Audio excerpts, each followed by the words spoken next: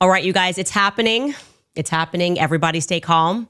After yesterday's episode where we went kind of for the jugular with Turning Point USA, because really I think everybody in the entire world has had enough with the non-response, trying to move on, trying to gaslight us on answering basic details. So we just went for it. And guess what? Turning Point has moved to formally respond to all the things that we have said. And after a very long diatribe in which they wildly misrepresent the public and global investigation of Charlie Kirk's assassination, they at long last issued a public invitation or a challenge. I'm not sure what it is, but I accept. Okay? Quite literally, all we have ever asked for were sensible answers to our basic questions about what transpired on September 10th. And it looks like we're going to get those things. You done fucked up, AA Ron. You made a huge miscalculation with this one. Look, a lot of people are sleeping on Candace Owens. A lot of people are thinking, oh, she talks about, they just see the clips that go viral. So they're like, oh, she talks about how she got a message in her dreams and that's how she knows that Charlie was betrayed. There's a lot more to what she's been digging into over the past 3 months than just her dreams. I promise you that. For those that have been watching, you already know. I'm not going to recap all of the ammunition that she has to bring into this fight. Let's just say they're in for it. They are in for a serious battle. She's basically female Johnny Cochran in her prime. She is ready to rumble, and she is absolutely on a mission. She has vengeance in her eyes, and I, for one, support her in this endeavor. All that being said, Tim Pool is not liking it. Tim Pool, my buddy, has been going absolutely ballistic against Candace Owens over the past 2 days. They got into a public beef today. And this is not just some pathetic ego battle. This is a much bigger thing, and I don't think people view it properly. So I'm going to give you my analysis as to why this matters, because it's actually a very big story and one that we ought to be paying attention to, not the least of which ought to be getting justice for Charlie Kirk. That is the highest priority. However, there are macro analysis things that are a lens that you should be looking at these things through or for. So we're going to start with this one. This is Tim Pool blaming Candace Owens for any failings of the Republican Party in the midterms. My coworkers are all in on the Charlie Kirk conspiracies. If the Republicans lose in the midterms, I believe that Candace Owens is wholly responsible. She is one of the biggest podcasts on the right doing everything to go to war with the organization that helped get Trump elected. Turning Point specifically was going out and registering people to vote. Without Charlie, it's in trouble. Turning Point needs to be able to go out and rally young people and register them to vote. And she's doing everything she can to destroy that. And that is going to, I suppose, it's going to rip out the coffers on the right. There is no organization like Turning Point that exists anywhere else that has the resources and the reach. And without Charlie, I'm not sure that they can make it. But I can tell you this, Candace lighting a Molotov and throwing it through the window is not helping. And it's the most demoralizing thing ever. So if the Republicans lose the midterms, according to Tim Pool, Candace Owens is wholly to blame. Wholly. Let me correct that. And, you know, as I've said countless times, Tim's my buddy. I like Tim a lot. He couldn't be more wrong on this. I've watched Timcast IRL the past 2 nights in a row, the full thing, just to get a full vibe, because I didn't want to go into this blind, which I think a lot of people are doing when they criticize Candace Owens. They have not watched what she's been putting out, and yet they speak very authoritatively about what a nutcase she is. And it's like, all right, well, as soon as you say that, I know you haven't been watching, because if you had been, you would know that there is at least smoke there. Whether or not there's fire, TBD. But a major theme for Timcast IRL over the past 2 days has been that ratings are down across the board for political commentary. And essentially, he seems to be blaming that on people like Candace Owens, or I assume myself, or anybody who's been covering the assassination of Charlie Kirk, saying that it's essentially a distraction from what matters, which is the Republicans staying in power. So I've got a lot to say about this, because I think this is really a key thing that I think a lot of people like Tim, Benny Johnson, Posobiec, others are missing. And I don't know why, so I hope I can help. So I'm going to try. All right. First off, Donald Trump was an outsider. We didn't enter into the 2015-16 election cycle saying, what can we do to make sure that Republicans win? That's not how any of us were viewing things. I don't think Tim was viewing it that way. I'm pretty sure almost nobody was, especially like the day one Trump supporters. They all recognized that the GOP was controlled opposition. It didn't do anything. So who is absolutely crushing over the past year since Trump came into his second term? Candace Owens, Tucker Carlson, Nick Fuentes, Dave Smith. I've exploded in popularity. These are all people who are critical of the GOP. They're critical of Donald Trump. I shouldn't say none of us, because Nick obviously didn't support Trump, but everybody else, I think, did vote for Trump. So we didn't go into this hating on Trump. Most of us aren't fond of the GOP, but we were all rooting for Trump. We were rooting for kind of a vengeance tour, something that would bring justice amongst immense injustice that transpired starting in 2020 in the last year of his presidency, but then transpiring throughout the Biden administration. We were like, we need massive vengeance on all of this.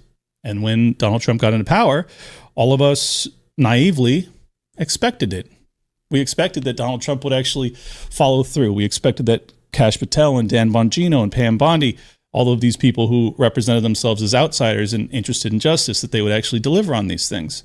And if you listen to Tim Pool or Posobiec or any of these people back then, they would sound how I sounded. The difference between us now is that instead of actually watching and critiquing and analyzing and recognizing that, oh, this is the GOP from 2015.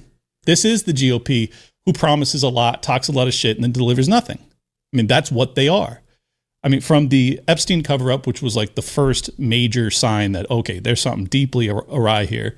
But then bombing Iran. Now they're preparing for war with Venezuela. The deportations have been at a crawl. I mean, then the H-1B scandal and basically increasing immigration, but legal immigration, while not deporting even close to the amount that Joe Biden let in over his last term. You have the constant kowtowing to Bibi Netanyahu in Israel. You have the constant kowtowing to the military-industrial complex and really just walking back all of his campaign promises, the things that brought together this incredible coalition of disaffected Democrats, but also libertarians and more of the populist right wing, the non-interventionist camp. And it's like the reason that our numbers aren't sagging is because we're actually telling the truth about it.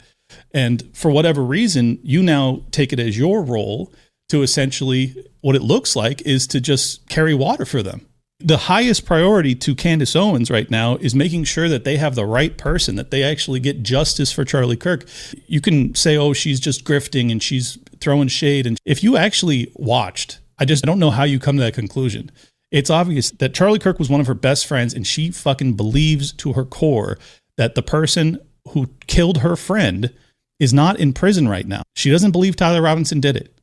Now, you don't have to agree with her, but to assume that she's just like making all of this up, I think is totally misguided. And this goes into part two of why I think numbers across the board, according to him, for political commentary are down, is because so many of the old guard political commentators are not actually talking about what people are interested in for whatever reason. I mean, people are genuinely interested in the Charlie Kirk assassination, not because it's just some clickbait drama that doesn't matter, but because it matters tremendously, because it was the most high profile political assassination of our lifetimes. It was a guy that you knew. I mean, it's a guy that I kind of knew, but you really knew. So when your audience is going, hey, there's a lot of weirdness with this case that doesn't add up, that we think that maybe the guy who's being held and tried for this may not have done it, or maybe at least he didn't work alone. And it's like, instead of just doing that digging alongside Candace, you've opted to go this antagonistic route where it's like, I have no interest in actually digging into this. And so your audience goes, well, I do have interest. So I'm going to go find someone who's actually digging. So that's why her numbers are exploding, is because everybody has ran for the hills. Everybody has decided that they don't see any reason, apparently, to dig on this, as if suddenly overnight, because Kash Patel and Dan Bongino are in there, like, now the FBI is some reputable organization, as if all of the political assassination history throughout American history and the fact that it's always a narrative of a lone gunman, and 10, 20, 30 years later, it becomes more and more evident that that was not what transpired from JFK, RFK, MLK, Charlie Kirk. So there's a reason that people are not watching. There's a reason that people are tuning out from just your standard MAGA so good, Trump so good commentary, is because Trump isn't so good. because MAGA isn't so good. MAGA is totally derailed. And Candace Owens didn't do that. Donald Trump did it. And that's the other thing. So I watched your show for the past 2 nights. And as I said, you're my friend. I'm not trying to be a dick here. But I watched your show 2 nights in a row now, front to back. There was no criticism of Donald Trump. None. You were basically defending the boat strikes against the alleged Venezuelan drug dealers, which, by the way, let's just parse this out for a second. They want you to believe that there was a dozen guys on an outboard motor boat for drug trafficking. I mean, let's just think logically about what drug traffickers do when it comes to trafficking drugs. Do they fill up their boats when they're trying to make these very dangerous, very illicit, very profitable drug runs? Do they fill them up with 12 dudes? Or is it 1 or 2 guys to make a drop and then the rest of the boat is filled with drugs? It's usually the latter.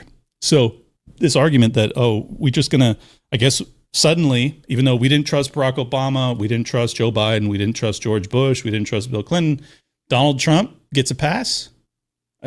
Tim's been great on covering the extrajudicial murder from Barack Obama. He killed an American citizen in Africa. I think it was Africa. Maybe it was the Middle East, but al-Awlaki, it was the son of a terrorist, and they just killed the kid.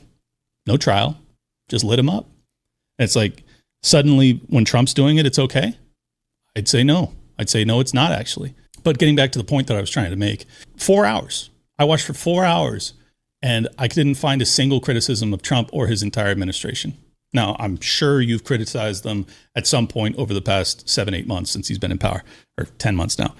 But if you're going to chastise and just go ballistic on Candace Owens, saying that she's responsible for the downfall of the GOP, especially if they lose in the midterms, well, you have nothing at all critical to say in those same 2 episodes towards Donald Trump or his entire administration, which have fallen fucking flat on their faces, have not delivered on their promises. And the voting public, the people who are actually paying attention, the people that you say are your audience, they notice these things. They're not buying into the fucking hype. They're not QAnon lunatics that just go, trust the plan, it's coming. I'm sure he's going to abolish the income tax. That's what he said yesterday. And I believe that at some point in the not too distant future, you won't even have income tax to pay, because the money we're taking in is so great, it's so enormous, that you're not going to have income tax to pay. Whether you get rid of it or just keep it around for fun or have it really low, much lower than it is now, but you won't be paying income tax. Oh, I think that we might abolish the income tax because we're taking so much in tariffs. Bullshit. Everybody knows it. He's lying. And it's like, that's what they're looking for. They're looking for honesty. They're looking for deep dives. And one other thing, he says that people aren't interested in just political analysis. Wrong. Absolutely wrong. Nick Fuentes will go on these 20 to 30 minute long diatribes where he is just parsing out and breaking down in a really eloquent and impressive fashion foreign policy. He will go through all of the wars that Israel has been in and our support and the intermingling or the intertwining of our military industrial complex, our DOD, along with Mossad or, the IDF. And it's like, it's very high level. This is as high level as I've seen, honestly. When he talks about that foreign policy stuff, it is super quality. And he has the highest ratings, probably, or close to it, of any political commentator in the world right now. So please don't pretend as if the audience has just been so dumbed down that they only turn into Nick Fuentes because he'll bag on women or black people or minorities or whatever. It's like, that's not the only enticing thing about the Nick Fuentes program. He does really high level analysis, and I think his audience is better off because of it. So I don't appreciate the broad-based criticism against the audience as if it's like a stand-up comic lamenting the fact that the people didn't laugh. Like, well, the people didn't laugh because your joke sucked. Nick Fuentes is giving the audience what they want, but more importantly, in my opinion, he's giving them what they actually need, which is genuine critiques, genuine, honest analysis, his opinion as to Trump's failings. What is wrong with the Trump administration? Candace Owens is doing the same thing. She's giving genuine critiques as to what is wrong with the investigation with the Charlie Kirk assassination.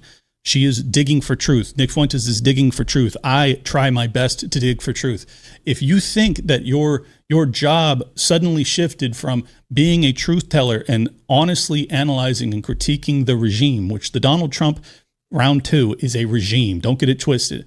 If you think that your job is to just make sure that you get them over in the midterms, I think you've lost sight of what makes our jobs important, what makes you special, Tim Pool, that you were a harsh critic of whoever was in power. You need to go back to that. And I say this as your friend.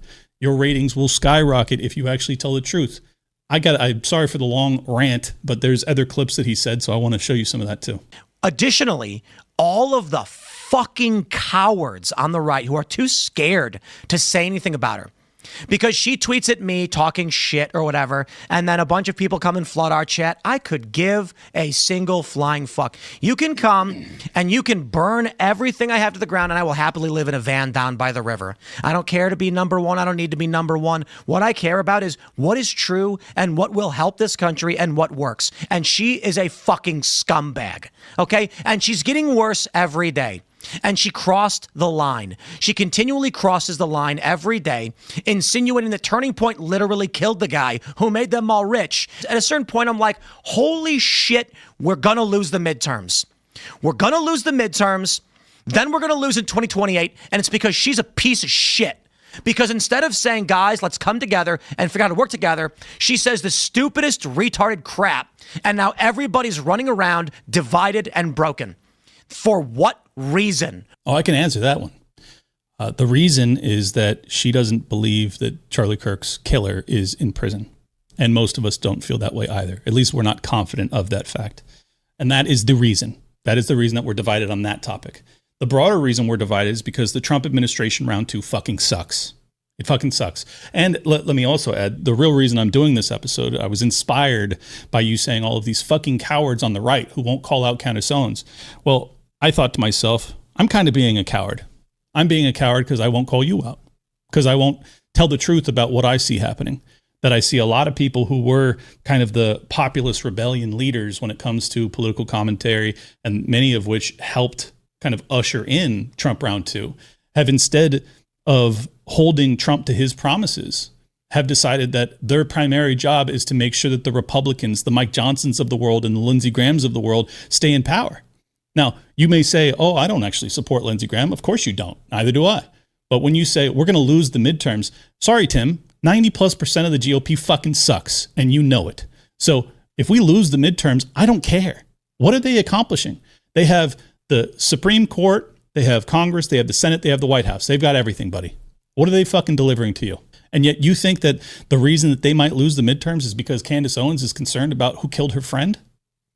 It's not that they've completely pooched this, that they've completely dropped the ball, that they have completely failed to deliver on anything that they promised, or almost anything that they promised. You think that the blame shouldn't be put at Donald Trump's feet? It should be put at Candace Owens' feet. That's fucking crazy. That's totally wrong. And as I said, I watched your show the past 2 nights, all 4 hours of it. And there's nobody on your show making these points. Nobody. I mean, I watched 10 different people talk.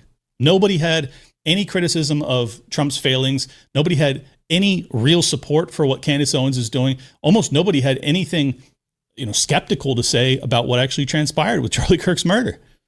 10 people.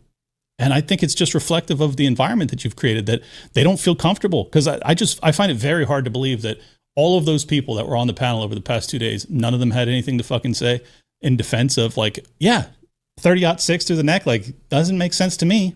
No, actually, it doesn't make sense to me. Oh, why haven't they shown us the footage of Tyler Robinson in the prone position? Why did they start the video right after that shot's taken? Why have we still not been shown that footage? Oh, well, they're holding it for court. Oh, sure. But are we going to actually see that? Well, maybe not. Because maybe the court will actually keep cameras out of there. It's these are all things that I would expect you to be interested in. And yet you're angry at the people who are interested in it. What? How does this make any sense? Now she's at the point where it is video after video where she's saying it's an inside job. She's saying there's a video of the dude, Mikey McCoy, grabbing his phone and making a phone call. And she's acting like that's weird. And then you get this other guy who's claiming that the business is a parking lot. Well, he full well knows businesses can be registered anywhere. To be fair, it's not only just Candace and saying what she's saying. It is all of these people who are like piranhas ripping the right to shreds. And you know what? A lot of cowards on the right being unwilling to say anything about it. Well, I guess consider me a piranha, because I'm not interested in protecting something that ought to be torn apart. The GOP, the modern iteration of the GOP under Donald Trump is hard. It's almost indistinguishable from the old guard Bush era GOP. It's pathetically non-different. Now let's get to the elephant in the room. The real differentiator when it comes to all of the voices who are ascendant, as I said earlier, Tucker, Candace, Nick, Dave, they are across the board either hypercritical or at least Israel skeptical. And for whatever reason, even though I believe you when you say that you're America first. I believe that you're broadly speaking a non-interventionist. But then when it comes to this ramp up for a war against Venezuela, you're more interested in defending Pete Hegseth. You're more interested in I guess defending these strikes on these boats, these extrajudicial murders that are certainly not granted under any sort of War Powers Act because there is no war that's been declared. And these are things that normally you would be very harshly critical of. If it was Joe Biden doing it, I think you would be critical of it. But for whatever reason, because Trump's in power, suddenly it's okay.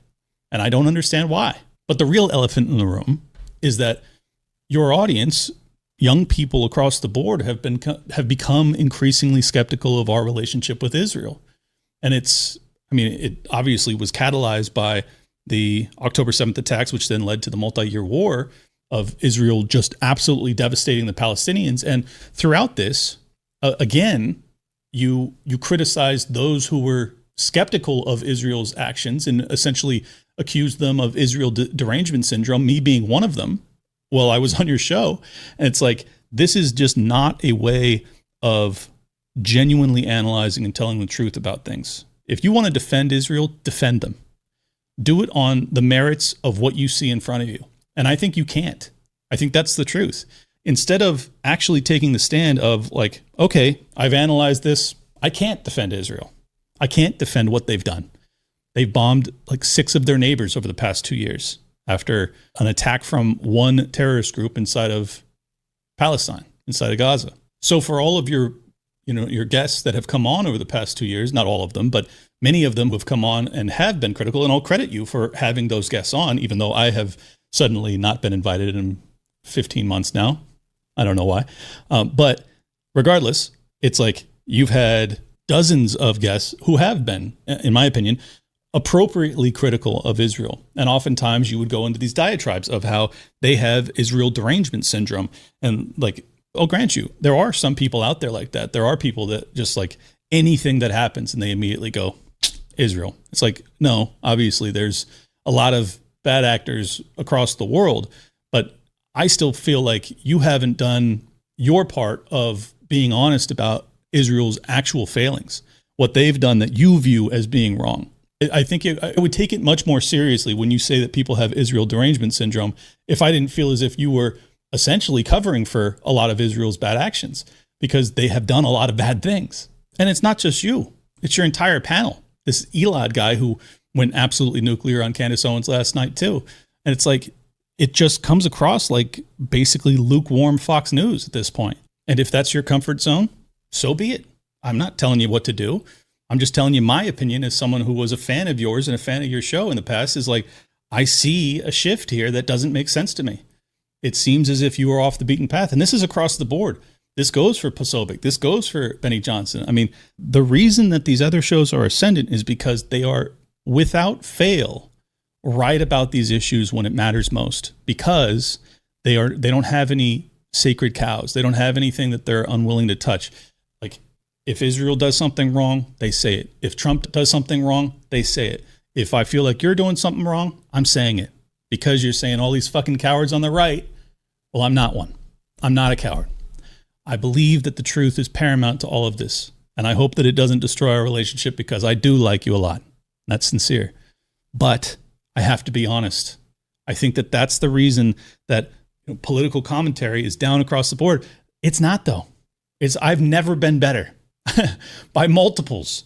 I've gone from like 20,000 to 100,000 over the past 60 days. And it's not just because of the Candace Owens or the Charlie Kirk coverage. I've been covering a lot of other topics, and those episodes crush because I am genuinely interested in the truth wherever it may lead me.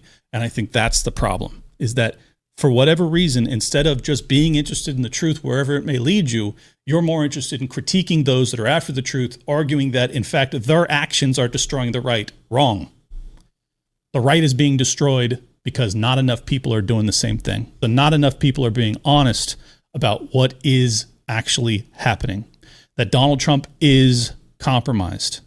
That we are preparing for a regime change war in our hemisphere that will almost certainly be as disastrous as all of the regime change wars that happened in the Middle East. If it is found that survivors were actually killed while clinging on to that boat, should Secretary Hegseth, Admiral Bradley, or others be punished? I think you're going to find that this is war, that these people were killing our people by the millions, actually, if you look over a few years. I think last year we lost close to 300,000 people were killed. And very soon we're going to start doing it on land, too. But here's the difference. The regime change wars that happened 5,000, 6,000 miles away in Iraq or Libya or Syria, those refugees flood into Europe. Where do you think the Venezuelan refugees are going to flood into? I would argue a lot of them are going to end up in America. And if you're being honest about it, you know that Donald Trump has not been nearly aggressive enough when it comes to his deportation. And if you're being honest about it, he has not been nearly aggressive enough when it comes to going after the deep state. There is one current outstanding prosecution against the deep state, John Bolton. The other two, thrown out. There's one outstanding. 10 months in, Pam Bondi is failing. Everybody can see it. She also absolutely lied through her fucking teeth. Oh, the Epstein binders are on my desk, and here's the binders, and then no, there's actually nothing more, and then oh, there is more, and here it is, and then but also it's going to be redacted for national security, and you're like, wait, why is child trafficking a national security issue? And it's like, the reason that my numbers are doing well is because I just tell it like it is. Not because I'm putting out clickbait garbage, not because I'm digging into the Charlie Kirk assassination out of some sort of malice that I want to destroy TPUSA and I want to ensure that the GOP loses the midterms. I don't give a fuck if the GOP loses the midterms. I could not care less.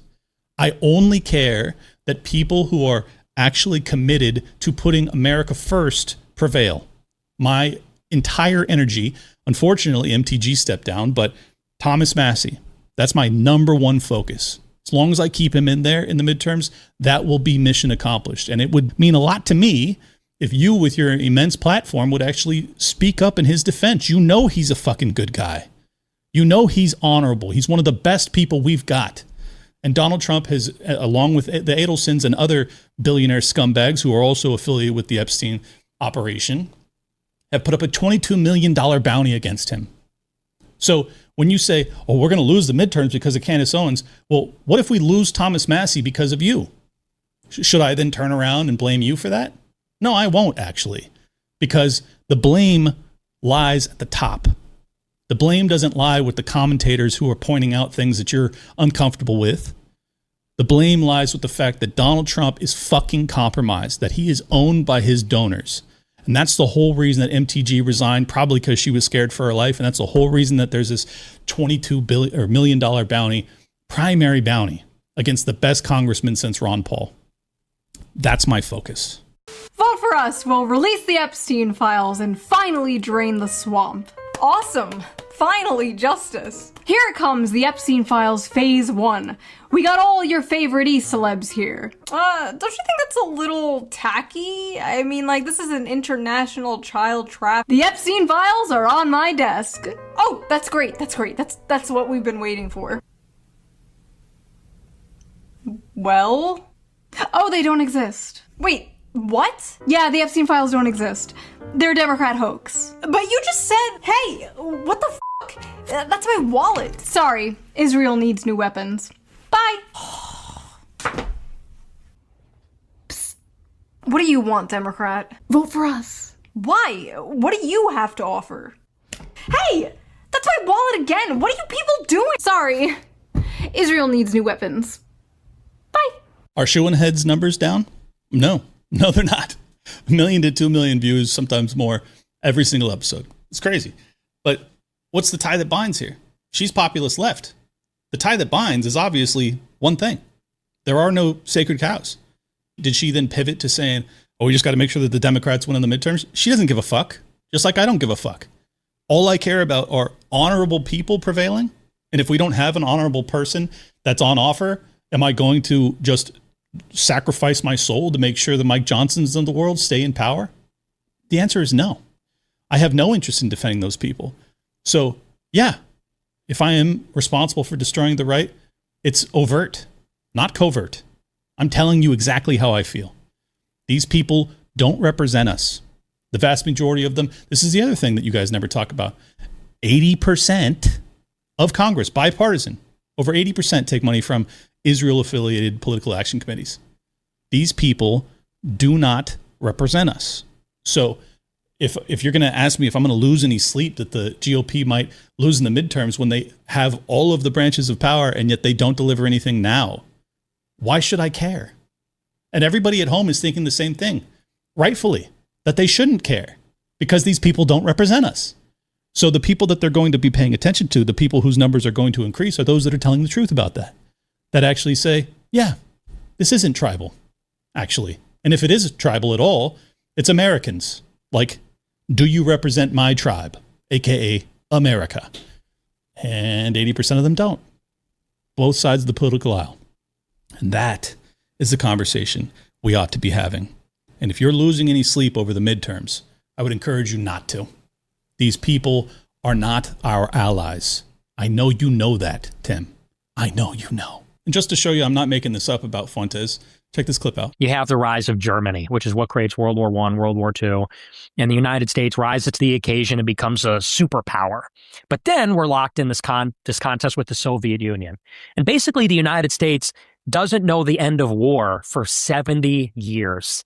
In 1991, you have what they now call the unipolar moment, which is that the United States enjoys more relative power, a bigger advantage over every other country put together than maybe any country has in history. No other country has had that kind of preeminence. But what happens after 9/11 is that we begin to squander that advantage. Rather than take the peace dividend, which is we don't have to fight the Soviet Union, we don't have to build a giant nuclear arsenal, we don't have to have a giant military anymore. Rather than take this peace dividend and invest it into America, reinvest in our people, in our infrastructure, in our industry, we start to do the opposite.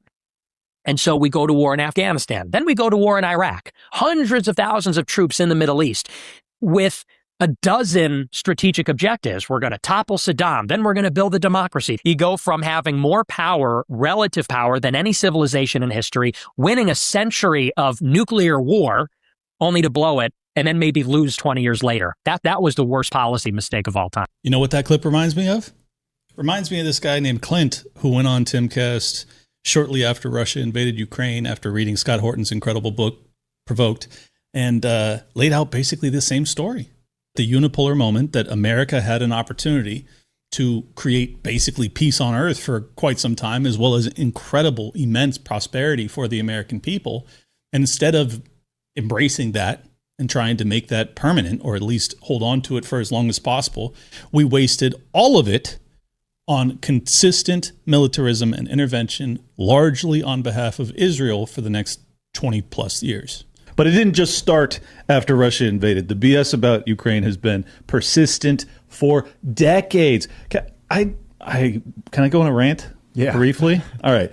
So first off, the World Bank and the IMF absolutely destroyed Russia in the 1990s. And I didn't know anything about this until I read Scott's book. But after the fall of the USSR, the West broadly, but obviously America being the leader of the West, had such an incredible opportunity to look at their fallen foe and say, we are going to welcome you into the capitalist West. Because most people don't know this, but the Russian people, after the fall of communism, were extraordinarily open to the idea of capitalism because they were like, well, that sucked. Let's give this a go. And instead of welcoming them with open arms, they were just kicked in the teeth repeatedly by the West. And George Bush's administration, Bill Clinton's administration, George Bush's Jr.'s administration, year after year, you had both Yeltsin as well as Putin that requested if they could be added to the UN, or excuse me, to NATO. They were laughed off, never even given a consideration. And the only requirement that Putin put on it was that he wanted to not have to wait in the normal line, which obviously as a nation with over 6,000 nuclear weapons, you might want to go like, all right, yeah, we won't make you wait. And the reason 50,000? No, 6,000. As far as I know, it's 6,000. But the reason he didn't want to wait is because the hardliners in Russia that were super anti-West probably would have toppled him in that interim. So he's just like, look, slap us into NATO. He didn't have the time to wait. Yeah, he's like, I can't wait. If you want me in there, put me in there. Let's just accept the fact that we are European. And what do they do instead? They alienate and they drive them into back-to-back depressions over a 3-year period that greatly diminishes the life expectancy of the Russian people. I'm talking late 90s. I was a kid at the time. I had no idea any of this was transpiring. And then, as a byproduct of this, you now have driven Russia not only into war that could have been avoided if our lunatic State Department hadn't been involved, but also into the arms of the CCP, the communists, who also have nuclear weapons, and might I add, over 1 billion people. And we risk World War III now when none of this had to happen. None of it. So you're correct. They have 5,977. It was at their peak. The Soviet Union had 45,000. Yes. And that was the other thing that they were doing. They were cutting back on their nuclear arsenal. They ended the Warsaw Pact. They were doing all of these like signs of good faith. And instead of treating them with any sort of respect as a nuclear power, they were just laughed off and abused. And like, this is not to justify or write off Putin's responsibility in the death of countless Ukrainians. And it's absolutely tragic. But to write off the West's responsibility in this, and the U.S. specifically, the Bill Clinton administration, which gets a total clean bill of health. No one even pays attention to what the Clinton administration did to them during that period. But they, along with the IMF and the World Bank, absolutely destroyed Russia, and they laid the groundwork for a nationalistic rise of a strong man like Vladimir Putin. Did people start to tune into Nick Fuentes because he's just this hate monger and he's got nothing of value to say? Or do they stick around because he's got information like that, because he's got some really interesting, truthful things to say too, amongst the hilarity of him dragging minorities or whatever? It's like, there's more to him than meets the eye. And I know you know that. And while this has seemed as if this is just a direct response to you, this is, as I said earlier, this is more of a macro analysis.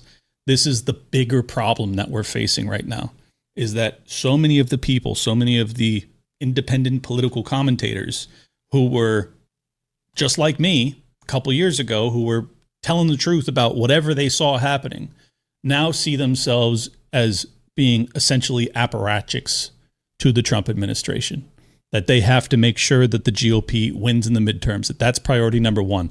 That is not our priority. And if that's your priority, that's okay, but it shouldn't be. And I hope you'll reconsider, because I think what matters more than that is making sure that we hold the powerful to account, that we hold the FBI to account when they give us a bullshit narrative that has holes fucking as wide as a 30-06 wound in it, that we demand better, that we demand disclosures. When you have promises made by the Trump administration, including many of his second and third in commands, Bondi, Bongino, Patel, that when they make promises and then they fail to deliver, you don't chastise me or Thomas Massey, and I'm not saying you've done that. I'm just saying focus your ire where it's deserved. That it should be focused just like a needle point right on the people who lied to us, who promised these things and got into power based off of lies. Fuck these people. And you don't reflect the anger towards them. You reflect the anger towards Candace Owens because she's doing great numbers. That's the beef. What's the priority here? It doesn't add up. It doesn't make sense. And it comes across in a very bad way, just being totally honest about it. And here's the thing. At the end of the day, I believe that you and I want the same thing. I believe that you want to make America great again just as much as I do. And I believe that we have similar, not identical, but similar prescriptions on how to do that. But I think that neither of us will succeed in that if we are caught up fighting amongst ourselves. If we are caught up wasting our times criticizing Candace Owens because she is interested sincerely in finding out who killed one of her best friends. Whereas our energy ought to be focused, in my opinion, and it sounds as if in yours as well, on what really matters, which is making sure that the people who were elected and put into positions of power fucking deliver. And if you're just interested in making sure that the people that we put into power stay in power, well, then they're not going to deliver. Because we don't owe them shit. They owe us. And I hope that message is clear. It's a problem that these people who some of us vouched for, like I for one, I said that, I had done that panel with Brett Weinstein and Angela McArdle and Kash Patel a little over a year ago. And I said, I met him. We talked on stage. We talked off stage. And I was hopeful, I'm doing a panel with this guy and we're talking about how to defeat the deep state. And then I hear his name floated as like, he's going to be the head of the FBI. Like, wait. A guy who did a panel with me about how to defeat the deep state is going to be the head of the FBI. All right, I'm in. Let's see what he does. But it's like, that only goes so far. You've been in power for 10 months. You've lied through your fucking teeth time and time and time again. Provably so, which I've demonstrated in prior episodes. You can go back and look at them if you want. He absolutely lied to Joe Rogan. Absolutely lied. So, I didn't really doubt whether or not Epstein unalived himself. It's like, this dude's a fucking liar. He's a liar. Trump's a liar. And his administration is filled with fucking liars. And your audience, our audience, everybody who's interested in political commentary is just looking for honesty about this.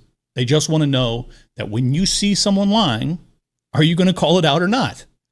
The reason I ride so hard for Thomas Massie is because he fucking tells the truth over and over and over again. He's the only guy since Ron Paul that I've seen who I've never caught in a lie. He's just like true blue. He says it, he does it, or he tries his hardest. And if he fails, he says why. Like, nothing is happening in the Trump administration. And you and Posobiec and Benny Johnson have immense reach, especially with Charlie Kirk tragically passing, to basically do the heroic, courageous shit that Charlie Kirk did in private. You don't even have to do it publicly. You don't have to do it on your show. But Charlie Kirk went into the White House 3 months before he died, tragically. And he said, don't go to war with Iran. That is courage. That's speaking truth to power. That's holding the Trump administration to their promises. Now, did it prevent them from bombing them? No, it didn't. I wish it had. But maybe it prevented a ground invasion. Maybe Charlie Kirk saved American lives with that one act of courage. And maybe it cost him his. That's also a possibility. So I think, and it may be this simple. Maybe Posobiec and you and Benny are all afraid. Maybe you all suspect the same things that Candace Owens does, but you don't want to talk about it. That you want to move on because it's scary, because it's dangerous. I don't know. Maybe. Or maybe you genuinely just trust Kash Patel and Dan Bongino because you've talked to them in the past. But let me just tell you, if you fucking actually pay attention to the stuff that Candace has dug into, I'd say probably half of it I think is totally nonsense. I personally don't think that France is behind this. I could be wrong.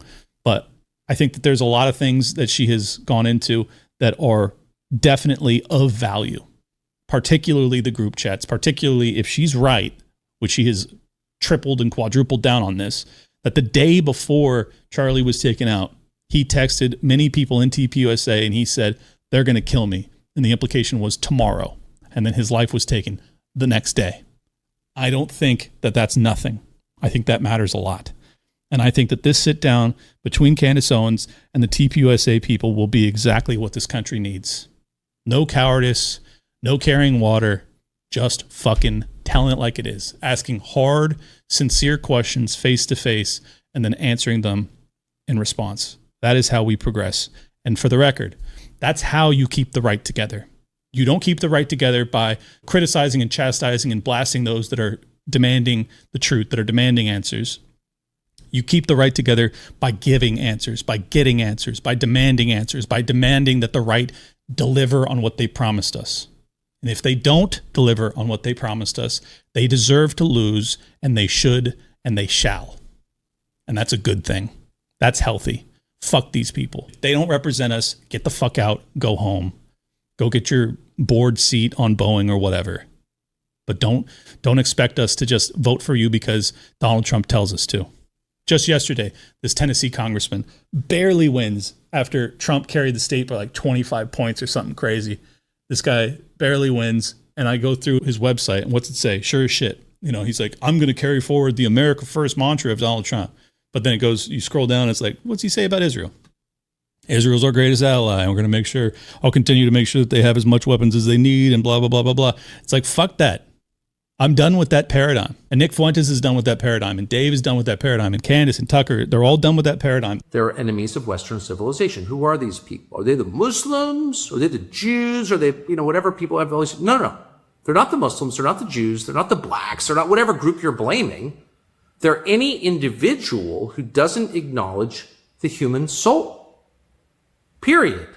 That the rights begin and end with the individual, not the group. Therefore, an attack on Western civilization looks like this. It's tribalism. It's identity politics. It's DEI. It's whatever. It's Zionism. It's any belief system that begins with the understanding that one group is morally superior to other groups. We don't think in terms of groups as Christians or Westerners. We think in terms of the individual. It's literally that simple. What does it mean to defend the West? I'm a Western, Netanyahu. I'm a defender of Western civilization. No, you're its enemy. Of course. You're literally its main enemy. Why? Because I don't like you. It has nothing to do with that. The reason that Netanyahu is an enemy of Western civilization is because he believes and has said out loud that we're fighting these people because of how they were born, because of their inherent evil. We don't believe in that. We believe every person is inherently flawed, but salvageable because God made every person. The American people are done with that paradigm, and that includes the right wing. That's right, that's left, that's populist, that's the energy, that's where it's at, that's where the audience is, that's where the numbers are, that's where the clicks are. That's not about chasing clicks, it's about telling the fucking truth, that we are fucking compromised, that our political elites are compromised, and all people want is for us all to tell the truth about it. So I hope you will. Love you, buddy. At Liberty Lock Pod on X, if you want to support my work, subscribe there. I'll follow you back. LibertyLockdown.locals.com. You could also support me there. Or go to mypillow.com. Use promo code LOCKDOWN. Get you some cozy from Mike Lindell, who apparently is running for governor or some shit. I heard that yesterday. I don't know where. Anyways, good luck, Mike. I hope you win. As I keep telling you guys, the numbers are absolutely just insane on Spotify. So if you're listening on Spotify right now, please make sure you subscribe. If you're an audio listener, hop over to YouTube or Rumble and subscribe there. If you're a viewer, hop over to your audio podcatchers and subscribe there. Just making sure that you don't miss an episode, because a lot of times alerts get buried and things like that. So it's just very helpful if you have all of the avenues. And then last but not least, tell your mama, tell your kids, hide your wives, hide your husbands, and tell them to subscribe. Actually, don't tell them shit. Just pick up their phone, go to their YouTube or whatever, search Liberty Lockdown, Clint Russell. Hi, that's me. And then subscribe. And then hit alert, and then leave a comment, and then hit the like button, and just make them into a fan, whether they want to or not, because that's funny. All right, guys. Peace. Last night, I was on my buddy Clint Russell's podcast, Liberty Lockdown. Clint Russell, by the way, criminally underrated. He's great. So it was me, him, and Ian Carroll. And we did. Yeah, it was trending. You guys were trending.